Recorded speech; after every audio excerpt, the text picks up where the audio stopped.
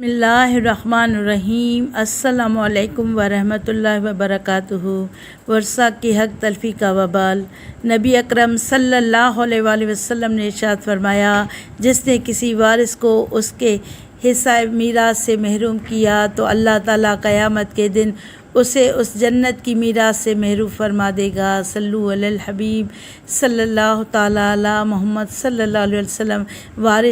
وارث یا ورثہ مراد میت کے وہ رشتہ دار ہیں جو انتقال کے بعد شرعی تقسیم کے مطابق اس کے مال کے مستحق بن جاتے ہیں۔ صلو علی الحبیب صلی اللہ تعالیٰ علی محمد صلی اللہ علیہ وآلہ وسلم۔ حدیث شریف کی یاد دہانی کے لیے ایک مرتبہ پھر پڑھ لیتے ہیں، یعنی ورثہ کے حق تلفی کا وبال۔ نبی اکرم صلی اللہ علیہ وآلہ وسلم نے ارشاد فرمایا، جس نے کسی وارث کو اس کے حصہ میراث سے محروم کیا تو اللہ تعالیٰ قیامت کے دن اسے اس کی جنت کی میراث سے محروم فرما دے گا۔